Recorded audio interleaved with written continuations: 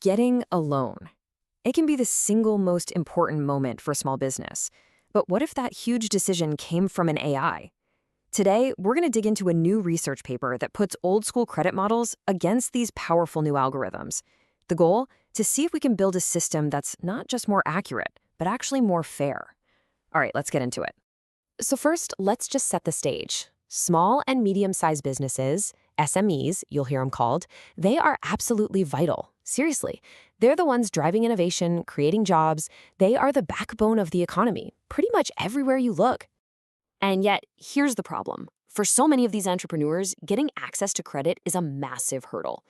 The traditional loan process, it just often fails to see the real potential or the real risk of a small business. And that leaves a lot of really deserving people out in the cold.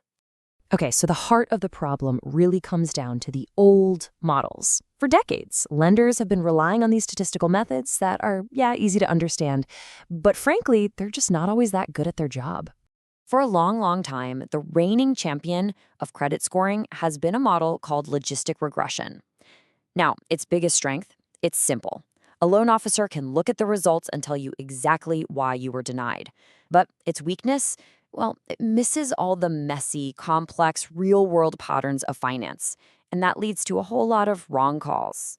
So the researchers behind this paper decided to do something really cool. They staged a contest, a bake-off, if you will. They took the old standard and pitted it against 3 modern AI heavyweights to see which one could actually do the best job of predicting who'd pay back their loan. So let's meet the contestants. In one corner, you've got our baseline logistic regression.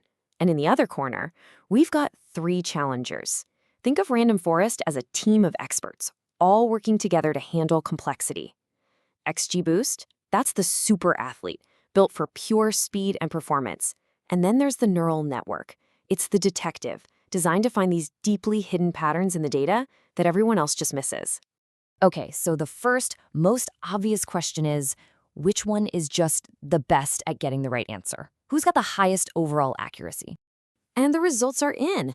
The MLP neural network is the clear winner, with a stunning 95% accuracy. XGBoost also does really well at 86%, and our old baseline logistic regression kind of trails behind at 79%. So, case closed, right? The neural network wins. Well, not so fast. Because in the world of lending, just looking at overall accuracy can be super misleading. There is one single job, that a credit model has to do that's more important than anything else. And that job is correctly identifying borrowers who are actually going to default. And this is where we get the big plot twist. Just look at XGBoost. Even with its high overall accuracy, it only caught a shocking 2.4% of the people who would default. It was great at spotting the safe bets, but when it came to real risk, it was almost totally blind. I mean, this is a catastrophic failure for a credit model. A lender using this would be approving high-risk loans left and right, with no idea a financial disaster was just around the corner. Now, the Random Forest model shows the opposite problem. The paper points out it was way better at catching defaulters, found 68% of them. But to do that, it casts this incredibly wide net, and it ends up wrongly flagging a ton of perfectly good borrowers as risky. So what does that mean for an entrepreneur? It means your amazing business plan could get rejected just because the algorithm is being way too cautious, locking deserving people out of the money they need to grow. This graph, it's called a raw curve. It shows that trade-off perfectly. Just focus on the blue curve itself. The goal is to get as close to that top left corner as possible. That's the sweet spot where you're catching lots of defaulters without wrongly accusing good borrowers. You can see the Random Forest model is way better than just a 50-50 guess, so it definitely has skill, but it's still a long way from perfect. Okay, so our best model so far is clearly the neural network. It's accurate and it's great at spotting defaulters. But it has a huge, potentially dangerous flaw. It's a black box. And the black box problem is exactly what it sounds like. The AI gives you an answer, deny this loan, but it can't tell you why. For a loan officer, for a regulator, and especially for the person getting denied, the computer said no is just not a good enough answer. It's not fair. This is where the second, and honestly the most crucial part of this research comes in. Turns out, we can crack open that black box. We can do it using a set of tools called explainable AI, or XAI. Think of these tools like a translator. telling us what the AI is actually thinking. The study uses two main tools. First one is Lime, and it's perfect for explaining one single individual decision. It basically answers the question, why was my loan denied? The second one is Shap, and that gives us the big picture. It tells us which factors the AI model cares about most across thousands and thousands of decisions. So check this out. This is a Lime chart right here. It shows one specific loan application that the AI flagged as a bad loan with 100% certainty. And we can see exactly why. The factors in orange, like having a high amount in recoveries, push the prediction towards default. The factors in blue, like the funded amount, pushed it a little bit toward a good loan, but they were completely overwhelmed. This right here, this is accountability in action. Now, let's zoom out and look at the shape chart. This gives us that global view. It ranks every single factor by its average impact on the model's decisions.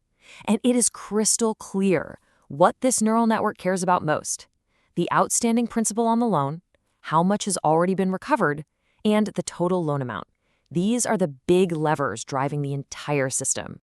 So, by putting these pieces together, a really high-performing model and the tools to explain it, we get the best of both worlds.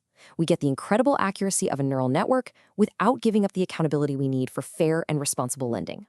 And here's the final scorecard, and it really tells the whole story. Logistic regression, just too weak. Random forest makes a really costly trade-off. XGBoost is dangerously blind to risk. But the MLP neural network? It excels everywhere. High accuracy, fantastic recall for spotting defaulters, and a near-perfect ROC AUC score of 0.98. I mean, by every single important measure, it is the superior model. That 95% number is amazing, right? But it's not just about the accuracy. It's about getting that number while also correctly identifying 91% of the riskiest borrowers. That balance, that's what makes this whole approach so incredibly powerful. So what's the big takeaway from all this? First, accuracy by itself is a trap. You have to measure a model by its ability to spot real risk. Second, transparency isn't some nice-to-have feature. It's absolutely essential for trust and fairness. And finally, the future isn't about choosing one or the other.